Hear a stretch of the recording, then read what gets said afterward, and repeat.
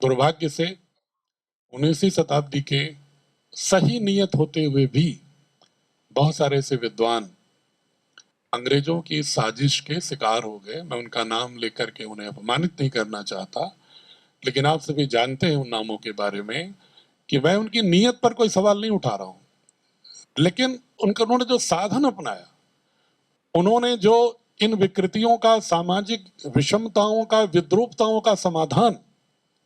अपनी सांस्कृतिक तत्वों में ना तलाश करके बाहर तलाशने की जो कोशिश की, उससे पूरी युवा पीढ़ी गुमराह हो गई। और नौकरी पाने के लिए, चूंकि उसी शिक्षा पद्धति में पढ़ना आवश्यक था, इसलिए जो भी अभिजात्य वर्ग के लोग थे, मुख्य रूप से जो मध्यम वर्ग के लोग थे, और वही समाज को दिशा देते हैं। पूरा इतिहास साक्षी है कि जो मध्यम वर्ग होता है वही वैचारिक क्रांति का हमेशा उद्घोषक और ध्वजवाहक वही होता है। वो मध्यम वर्ग ही एक अच्छी नौकरी के तलाश में उस व्यवस्था में पढ़ने के लिए मुड़ गया, और धीरे धीरे 1835 का जो आदेश था, उस आदेश के अनुसार कोई व्यक्ति, जैसे अगर अतुल जी मान लो चारों वेदों के ज्ञाता हूं, सारे दर्शनों के ज्ञाता हूं, बौद्ध दर्शन जैन दर्शन भी जानते हो, सारे ब्राह्मण ग्रंथों का अध्ययन किया, लेकिन अगर उन्होंने 1835 के बाद वाले नियम के अनुसार उनके कैरिकुलम से, पाठ्यक्रम से अगर उन्होंने प्रमाण पत्र प्राप्त नहीं किया है, तो वो पूर्णतः निरक्षर और अवैज्ञानिक, वो इनएलिजिबल है। वो किसी भी सिस्टम में, व्यवस्था से कोई भी एक कदम आगे नहीं बढ़ा सकते थे। इसलिए लोग टूट गए, और उन्होंने उस व्यवस्था से सिर्फ शिक्षा को ही पंगु नहीं किया, उन्होंने चिकित्सा को भी पंगु कर दिया। जब तक उनके द्वारा निर्धारित पाठ्यचर्या, पाठ्यक्रम के अनुसार अगर कोई व्यक्ति चिकित्सक की डिग्री नहीं हासिल करता है, तो वह वैज्ञानिक चिकित्सक नहीं है, वह वैज्ञानिक। योग और आयुर्वेद को भी, और उसके साथ साथ यूनानी पद्धति और अरबिक पद्धति को भी, सिद्धा पद्धति को भी उन्होंने बिल्कुल ही अवैज्ञानिक घोषित करके रद्दी की टोकरी में डाल दिया। इस देश की जो 100% जनसंख्या जो गुरुकुलों से शिक्षा प्राप्त कर रही थी, या मध्यकाल में मुगलों और मुस्लिम शासकों के आने के बाद कुछ प्रतिशत में मदरसों में शिक्षा ग्रहण कर रही थी फारसी के माध्यम से, वो सारी पद्धतियां 90% लोग उन विद्यालयों में, सीमित विद्यालयों में पढ़ ही नहीं सकते थे। इसलिए हमारे यहाँ उन्होंने कह दिया कि तो बहुत ही निरक्षर थे, मैं अब साक्षर करने जा रहा हूं। वेदों के विद्वानों को, दार्शनिक में जो दर्शनों में निष्णात हो, जो संस्कृत के महान विद्वान थे, उनको भी उन्होंने निरक्षरों की श्रेणी में डाल दिया कि जो हमारी पद्धति के अनुसार नहीं पढ़ा है वो साक्षर नहीं है, वो वैज्ञानिक नहीं है, और जो हमारी पद्धति से इलाज नहीं कराता है वो मैजिक है। और वो एक्ट भी ला दिया, जैसे शिक्षा में लाए थे एजुकेशन एक्ट, वैसे चिकित्सा में ला दिए ड्रग एंड कॉस्मेटिक एक्ट, और उसमें भी उन्होंने वही सारी व्यवस्थाएं डाल दी कि जो एलोपैथिक प्रणाली से जो चिकित्सा हो सकती है वही वैज्ञानिक है, वही शिक्षा के पात्र है, अन्यथा सारी पद्धतियां, चाहे महान से महान वैद्य हो, जो नाड़ी देख करके भी आपके आंतरिक 39 ट्रिलियन सेल्स के मूवमेंट के बारे में बता सकते हो कि कहाँ विकृति आ रही है, वो चिकित्सक नहीं है, क्योंकि वो उन्हें डिग्री नहीं है। तो ये जो साजिश हुई है बहुत ही खूबसूरती से हुई धीरे धीरे, और हमारे स्वतंत्रता संग्राम में भाग लेने वाले भी बहुत सारे लोग जिनकी बहुत अच्छी नीयत थी, उनको मैं बहुत शत शत प्रणाम करता हूं उनके पुरुषार्थ को, लेकिन वो चूंकि उसी शिक्षा पद्धति से पढ़े थे, तो अधिकांश लोग उसी धारा में प्रवाहित हो गए, और उन्होंने उसी शिक्षा व्यवस्था की वकालत की। और ये शिक्षा लाया क्यों? मैं जानबूझ करके उस व्यक्ति का नाम नहीं ले रहा हूं जो बार बार लोग उसका नाम लेते हैं। तो उस व्यक्ति ने के आने से पहले 3 तरह की धाराएं इस देश में भी थी कि शिक्षा व्यवस्था भारत की कैसी होनी चाहिए, ईस्ट इंडिया कंपनी के आने के बाद भी। एक था वॉरेन हेस्टिंग, और मिंटो। उनकी फिलॉसफी ये थी कि भारतीयों को आधुनिक विज्ञान से छोड़ो, सिर्फ आप जो संस्कृत और फारसी के जो ग्रंथों का और कुरान का अध्ययन कराया जा रहा है उतने तक सीमित रखो और उनको किसी ज्ञान परंपरा से मत जोड़ो। दूसरा एक थी धारा जो एल्फिंस्टन और मुनरो की, मद्रास प्रेसिडेंसी का गवर्नर और मुंबई प्रेसिडेंसी का गवर्नर, उन दोनों की नीयत भारतीय शिक्षा के बारे में अच्छी थी, क्योंकि मुनरो ने जब सर्वे कराया मद्रास में तो उसने अपनी रिपोर्ट भी दिया जो डॉक्यूमेंटेड है ब्रिटिश म्यूजियम में कि मद्रास प्रेसिडेंसी के अंदर ही 2 लाख से ज्यादा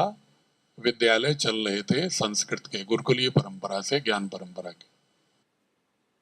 तो वो कहता था कि भाई जो देश पहले से ही ज्ञानरत है, आप अगर आधुनिक विज्ञान पढ़ाना भी चाहते हो तो उनकी ही भाषा में वहीं पर इन ज्ञान परंपरा को ही पढ़ा दो, आधुनिक की भी ज्ञान परंपरा को पढ़ा दो और उनको अपनी मूल संस्कृति और उसके बोले बोध से जीने दो। लेकिन उसकी बात नहीं मानी गई उन दोनों की। तीसरी धारा थी चार्ल्स ग्रंट की, जो कहता था कि नहीं, भारत को हमेशा के लिए हमें वैचारिक उपनिवेश बनाना है और यूरोप में भारत के उपनिषदों के अनुवाद को और केरला स्कूल ऑफ मैथमेटिक्स के माध्यम से गए हुए मैथमेटिक्स के ज्ञान को, जो हमारी लंबी परंपरा थी बौधायन से लेके आर्यभट्ट से लेके भास्कराचार्य, ब्रह्मगुप्त, नारायण पंडित से लेते हुए जो लंबी परंपरा गणित की थी, वो गणित का अनुवाद जब अरब में गया और अरब से फिर वो यूरोपियंस ने ट्रांसलेट किया, उस ज्ञान परंपरा के आधार पर उन्होंने अपने गणित की जो व्यवस्थाएं की, विज्ञान की भी जो टूल्स की व्यवस्थाएं की उन्होंने जो, तो उनके मन में ये भाव था चार्ल्स ग्रंट के कि इसको देख करके तो लंदन में लोग भारतीय दर्शन के प्रशंसक हो रहे हैं, हम तो इन्हें अपना गुलाम बनाना चाहते हैं, हीन भावना डालना चाहते हैं। यहाँ तो ठीक विपरीत स्थिति पैदा हो रही है। इसलिए बहुत तेजी के साथ अगर हमने प्राचीन इनकी ज्ञान परंपरा के साथ आधुनिक विज्ञान और पढ़ा दिया तब तो ये और सशक्त हो जाएंगे, फिर ये राजनीतिक और वैचारिक रूप से हमारे उपनिवेश भी नहीं रह जाएंगे बल्कि हमसे श्रेष्ठ घोषित कर लेंगे अपने आप को और नई शताब्दी में भी अपने को अनुकूलन सामर्थ्य ग्रहण कर लेंगे। इसलिए उन्होंने कहा कि नहीं, फिर बाद में वो जो महनीय मैकाले जी हैं उन्होंने बिना भारत में आए ब्रिटेन के पार्लियामेंट में हास्यास्पद स्टेटमेंट दिया कि हम तो भारत को सभ्य बनाना चाहते हैं, उन्हें आधुनिक विज्ञान से शिक्षित करके समर्थ बनाना चाहते हैं और भारत की जितनी भी ग्रंथ हैं, जितनी भी पुस्तकें हैं ज्ञान की, वो लंदन की एक लाइब्रेरी के एक सेल्फ में भी रख दी जाए तो भी एक सेल्फ में भी जगह खाली बची रहेगी। ये कह करके वहां के पार्लियामेंटेरियंस को भी उसने गुमराह किया और the story of British India लिखवा करके मिल से उसने जितने तरह की फॉल्ट लाइन हो सकती है भारत में, आर्य द्रविड़, भाषाई संकट, आग्नेय निग्रो, नस्लवाद, पंथ पे सनातन, बौद्ध, जैन, सिख में आपस में विभाजन,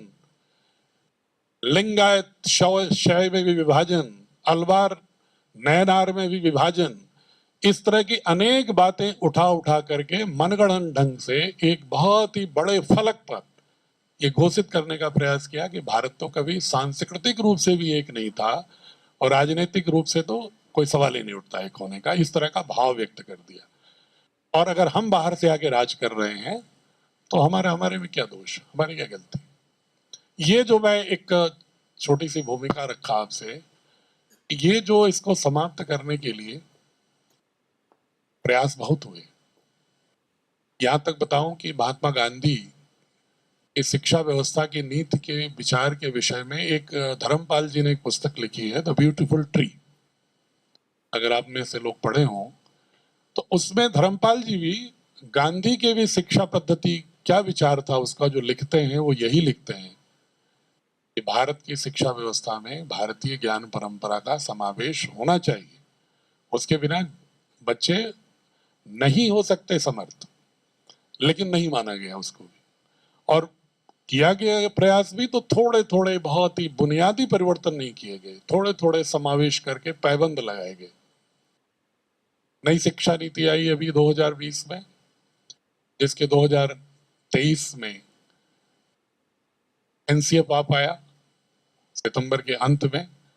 लेकिन उस पर अभी पूर्ण रूप से उसका एक स्वरूप नहीं आ पाया है। जो शिक्षाविद बैठे होंगे, प्रधानाचार्य बैठे होंगे, जानते हैं कि अभी भी उससे संबंधित कोई भी क्रियान्वयन नहीं हो पाया, क्योंकि एनसीईआरटी भी तीसरी और छठी की किताब भी एनसीएफ के अनुसार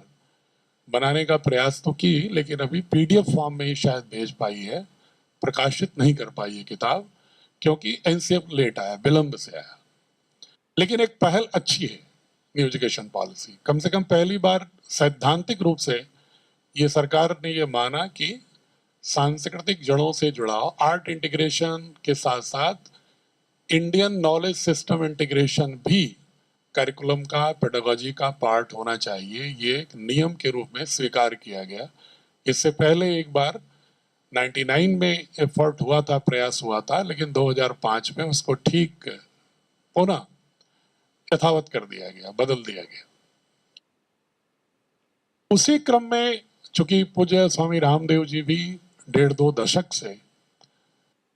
उस स्वर को उठाते रहे जो हमारे प्राचीन महर्षियों ने उठाया था, महर्षि दयानंद से लेके विवेकानंद, महर्षि अरविंदो जिनकी चर्चा हमने की, पंडित मदन मोहन मालवीय, उस बात को भारत सरकार के समक्ष समय समय पर उठाते रहे। लेकिन संस्कृति प्रेमी हमारे प्रधानमंत्री जी ने उसको एक स्वरूप दिया, और भारतीय शिक्षा बोर्ड पहला बोर्ड है भारत का जिसके गठन का मुख्य ध्येय वाक्य ही लिखा हुआ है, ancient knowledge system blended modern education. बाकी आप किसी भी बोर्ड का देखेंगे, चाहे जो भी नेशनल बोर्ड या स्टेट बोर्ड्स हैं, उसके किसी में एक थीम के रूप में नहीं लिखा है। उसमें जोड़ने की बात की गई है, उसके भावों के बारे में चर्चा हुई है, लेकिन एक मुख्य उद्देश्य यही होगा। ये भारतीय शिक्षा बोर्ड के बारे में पहली बार किसी बोर्ड के बारे में ये सिद्धांत रूप में स्वीकार किया गया, और ये बोर्ड वैधानिक रूप से, आपको शिक्षा जगत के लोगों को मैं निवेदन करना चाहता हूं कि यह बोर्ड कोई प्राइवेट बोर्ड नहीं है, यह भारत सरकार द्वारा गठित बोर्ड है। पतंजलि योगपीठ स्पॉन्सरिंग बॉडी है। अगर आप गवर्नमेंट ऑफ इंडिया के सेक्रेटरी एजुकेशन एंड लिटरेसी के वेबसाइट को देखें, तो आप अगर वेबसाइट खोलेंगे तो इसमें सीबीएसई के साथ साथ भारतीय शिक्षा बोर्ड भी आपको national board setup by government of India लिखा हुआ मिलेगा। इसको एक यूनिक रूप से डिजाइन करके इस बोर्ड को जरूर भारत सरकार ने बनाया, इसमें पब्लिक प्राइवेट पार्टनरशिप किया जाए, क्योंकि भारत सरकार की इच्छा थी कि हम एक ऐसी संस्था को इसके साथ जोड़े जो इस विजन से काफी वर्षों से जुड़ी हो और जो वित्त पोषण कर सके इसका, क्योंकि बोर्ड चलाने के लिए पैसे की जरूरत होती है। और सरकार चाहती थी कि चूंकि एक सीबीएसई चला रहे हैं हम, एक जेनेरिक बोर्ड तो चला ही रहे हैं हम, एक स्पेसिफिक उद्देश्य से एक बोर्ड खड़ा कर देते हैं और प्रयोग के तौर पर एक स्पॉन्सरिंग बॉडी को सेलेक्ट करके उसको देते हैं, और इसके बाद देखते हैं कि पब्लिक का क्या रिस्पांस आता है। उसके बाद फिर हम इसकी मंशा को और बृहत्तर उद्देश्य के साथ बृहत्तर फलक पर ले जाएंगे। उसी रूप में इस बोर्ड का गठन हुआ है। इस बोर्ड में 7 मेंबर भारत सरकार के, इसमें डायरेक्टर एनसीईआरटी भी मेंबर हैं, चेयरमैन सीबीएसई भी मेंबर हैं हमारे बोर्ड में, 5 केंद्रीय विश्वविद्यालयों के वाइस चांसलर मेंबर हैं इस बोर्ड में, और स्पॉन्सरिंग बॉडी को जो अधिकार दिया गया था कि आप भी मेंबर बना सकते हैं 50%, वो भी उनको एक मानक दिए गए कि इस मानक के विपरीत नहीं बना सकते आप। या तो कुलपति होगा, या स्कूल एजुकेशन का कोई विशेषज्ञ होगा स्कूली शिक्षा का, या कोई भारतीय प्रशासनिक सेवा का अधिकारी होगा जिसने शिक्षा के क्षेत्र में भी काम किया हो और प्रशासनिक अनुभव भी हो। ऐसे व्यक्तियों को रखिए जो आधुनिक विज्ञान से भी निष्णात हों और भारतीय संस्कृत का भी अध्ययन हो।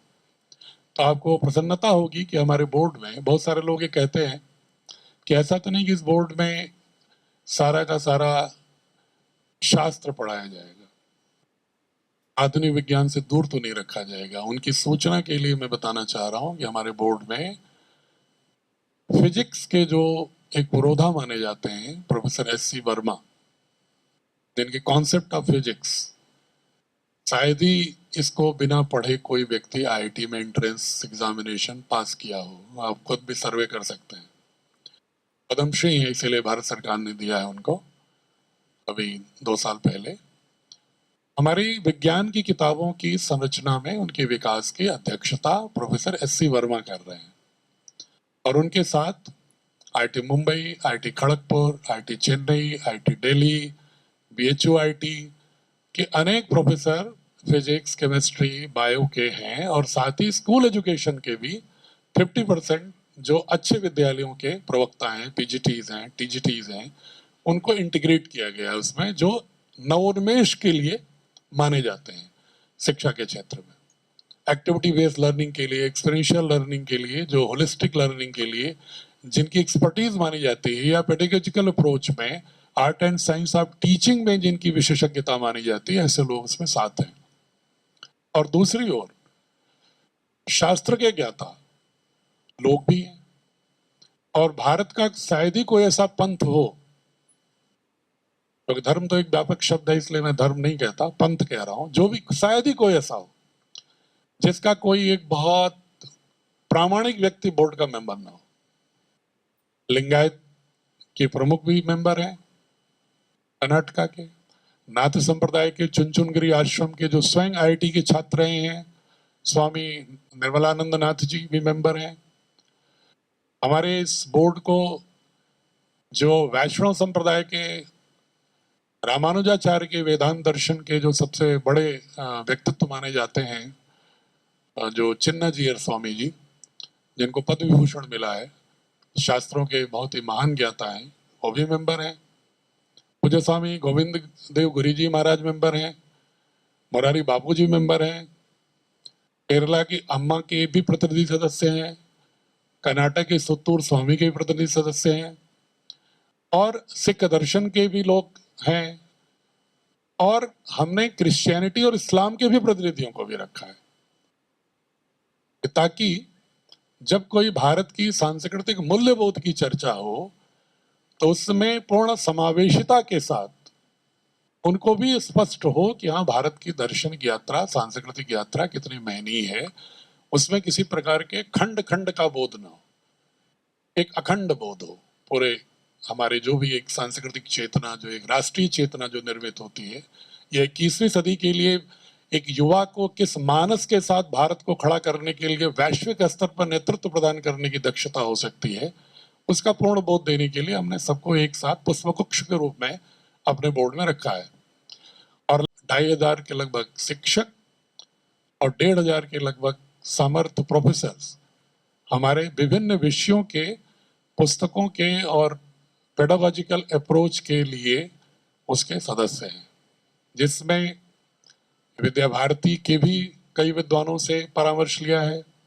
संस्कृत न्यास के आदरणीय बत्रा जी और अतुल कोठारी जी से भी परामर्श हुआ है और डीएवी के लोगों को बताना है कि हमारे बोर्ड में आदरणीय पूनम सूरी जी भी हमारे सदस्य हैं भारतीय शिक्षा बोर्ड के। और बल्कि पूनम सूरी जी तो जो भारतीय शिक्षा बोर्ड सोसाइटी की जो 8 प्रबंधन की कोर कमेटी है, जिसमें पूज्य स्वामी जी, आचार्य जी, गोविंद देवगिरी जी, मोरारी बापू जी, जस्टिस गिरधर मालवी और पूनम सूरी और मैं, 8 लोग उसके कोर कमेटी के सदस्य हैं। तो इसलिए हमने पूरा ध्यान रखा गया इस बोर्ड में कि पूरे भारत का प्रतिनिधित्व हो। उसमें उड़ीसा के भी प्रतिनिधि हैं, तो कश्मीर से भी कोई प्रतिनिधि है, तो तमिलनाडु से भी कोई प्रतिनिधि है, नॉर्थ ईस्ट से भी कोई है और बाकी हिंदी बेल्ट और महाराष्ट्र और गुजरात, मध्य भारत से तो हैं ही लोग। उसका एक स्वरूप इसीलिए गढ़ा गया कि जो उद्देश्य है इसका, उसके अनुरूप हम शिक्षा बोर्ड को खड़ा कर सके। एक इसकी वैधानिकता के बारे में बहुत सारे जगहों पर एक सवाल उठता है कि इंट्रा बोर्ड माइग्रेशन की क्या स्थिति होगी, या इस बोर्ड के बच्चे पढ़ने के बाद जेई, नीट या अन्य तरह की प्रतियोगी परीक्षाओं में एलिजिबल होंगे कि नहीं होंगे, तो मैं आपसे उसके विषय में भी वैधानिक स्थिति बता दूं कि चूंकि शिक्षा कॉन्करेंट लिस्ट में है, समवर्ती सूची में है, तो भारत सरकार बोर्ड बना तो सकता है, लेकिन एक कॉन्करेंस स्टेट गवर्नमेंट की भी होनी चाहिए, एक वैधानिक औपचारिकता है। यद्यपि राज्य सरकारें मना नहीं कर सकती, लेकिन फिर भी वो अपने सुझाव दे सकते हैं उस पर। तो हमने इसलिए, चूंकि मैं भी प्रशासनिक सेवा का था, वैधानिक स्थितियां जानता था कि बच्चों को कोई समस्या ना हो, इसलिए राज्यों के माननीय मुख्यमंत्री, मुख्य सचिव महोदयान, शिक्षा मंत्री सबसे मिल करके कोशिश की गई, और आप सभी लोगों के प्रयास से, कि राज्यों से भी उनके स्टेट बोर्ड के समकक्षता का एक सर्कुलर जारी हो जाए। जैसे भारत सरकार ने तो एकमस्त दे दिया है कि भारतीय शिक्षा बोर्ड भारत के समस्त नेशनल और स्टेट बोर्ड के इक्विवेलेंट होगा, समकक्ष होगा, ये नोटिफिकेशन उन्होंने कर दिया है। लेकिन राज्यों से भी सर्कुलर इसलिए जरूरी है कि ताकि राज्य के जिला स्तर के अधिकारी समझ सकें, वरना उन्हें लगेगा कि हमें तो कम्युनिकेट ही नहीं हुआ राज्य सरकार से। तो वो हमने मध्य प्रदेश में भी हो गया है, लगभग 14 राज्यों में हुआ है, तो मध्य प्रदेश में 1 वर्ष पूर्व ही हो गया है, पूर्व सरकार ने कर दिया था। अब उसके पोर्टल पर भी देखेंगे तो सीबीएसई के साथ साथ भारतीय शिक्षा बोर्ड का नाम आपको परिलक्षित होगा, ताकि अगर कोई विद्यालय उससे जुड़ना चाहता है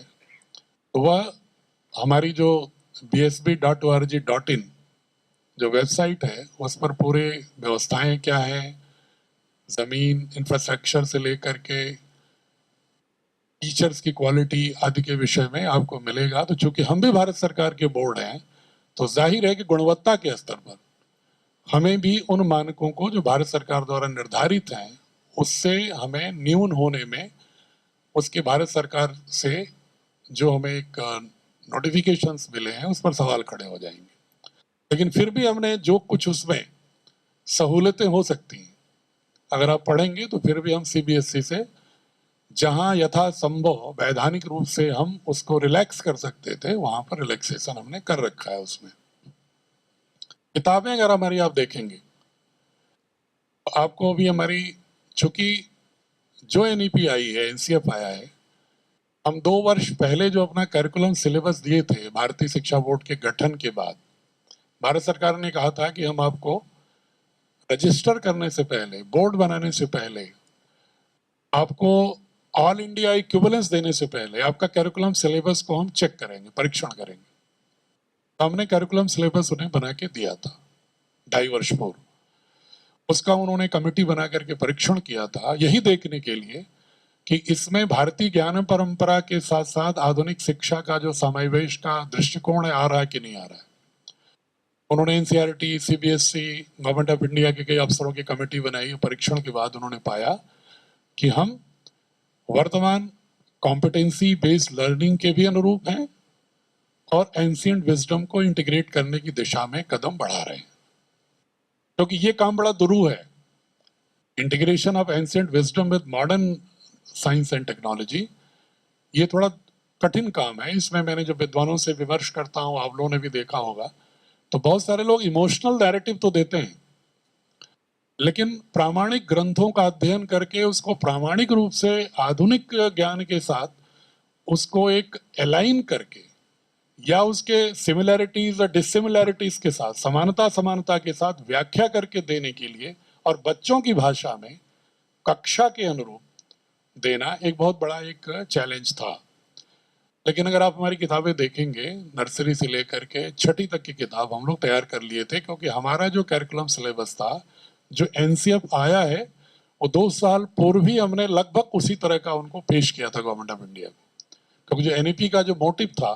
वही मोटिव भारतीय शिक्षा बोर्ड के जन्म का भी है, उसके उद्भव का भी वही उद्देश्य रहा। अगर आप पुस्तकों को देखेंगे तो आपको ये झलक मिलेगी कि कॉम्पिटेंसी से कोई कॉम्प्रोमाइज नहीं है, लेकिन उसमें जो संस्कार मिलेंगे आपको, उसमें बच्चों को जो बोध है हर विषय का, हर पाठ का, उसके अभ्यासों का, उसमें इस तरह की आपको गति मिलेगी जैसा आप लोग वर्षों से चाहते थे कि ऐसा पढ़ाया जाना चाहिए। आप लोगों ने अपने स्तर पर भी, बहुत सारे शिक्षा संगठनों ने कुछ पुस्तकें अपनी अतिरिक्त बनाई हुई हैं, डेवलप भी किया है, लेकिन अगर आप उनको मिला करके देखेंगे तो आपको लगेगा कि शायद आप जिस तरह के चाहते थे उसके आसपास की किताबें, पूर्ण तो मैं नहीं कह सकता, नथिंग इज परफेक्ट, हमें भी बहुत कुछ सुधार करना है अभी उसमें, और आपसे जो सुझाव मिलेंगे उसके आधार पर वो विनम्रता से उसको हम लेंगे, तो उसको हम उस रूप में लेने की कोशिश करेंगे। अगर आप एक बार देखें, चला करके देखें। एक सवाल बस बहुत मैं संक्षेप में मैं 10 मिनट में बताना चाहूंगा, एक झलक कि कैसे हमने इंटीग्रेट किया है। जैसे अगर आप, जैसे फिजिक्स की चर्चा तो हमने कर दिया कि जहां भी जो सिद्धांत होगा वहां पर हमारे प्राचीन ग्रंथों में जहां भी उससे संबंधित अवधारणा की कोई भी सूत्र वाक्य मिलेंगे, उनको हम उसी स्तर पर वहीं पर बच्चों की भाषा में समझाते हुए चर्चा कर देंगे, उनके अंदर एक स्वाद डाल देंगे उस व्यंजन का, ताकि जब बड़े होंगे तो और विस्तार से पढ़ने की उनके अंदर इच्छा जागृत हो और शोध करने की भी इच्छा जागृत हो। मैथमेटिक्स में भी इसी तरह किया हमने, चाहे अगर आप नंबर सिस्टम देखेंगे, जैसे नंबर सिस्टम अगर हम पढ़ा रहे हैं तो जनरली लोग कहते हैं अरबिक सिस्टम, क्योंकि यूरोप ने नंबर सिस्टम को अरब से देखा सीखा, इसलिए अरबिक सिस्टम कहते हैं। लेकिन अरब ने भारत से सीखा, उस ग्रंथ को लोग भूल जाते हैं। अगर आप देखेंगे तो एक संस्था है अरब की, इफ्रा, जो रिसर्च करती है पूरी नॉलेज सिस्टम के बारे में अक्रॉस द ग्लोब, पूरी दुनिया के बारे में। अरब की संस्था है वो, और स्पेशली फोकस्ड होते हैं कि वो, जैसे हम ज्ञान परंपरा की बात कर रहे हैं, वो अपने अरबिक सिस्टम के गर्भ से उभरी हुई नॉलेज सिस्टम की बात करते हैं। इफ्रा के भी जो उन्होंने करीब 814 से लेकर के 1804 के बीच के मैथमेटिक्स पर पूरी दुनिया में क्या क्या काम हुआ, इस पर उन्होंने एक शोध किया हुआ है, और उन्होंने उसमें जिक्र किया हुआ है कि अरब के लोगों ने नंबर सिस्टम को भारत से सीखा। उसमें लिखा हुआ है कि ये शोध में पाया गया कि अरब के लोग अक्षरों के माध्यम से संख्या को जानते थे, लेकिन ये जो प्रतीक जो आज पूरी दुनिया में चल रहे हैं, 0 से लेकर 9 तक के 10 सिंबल्स का कॉन्सेप्ट, ये भारत से ही आया।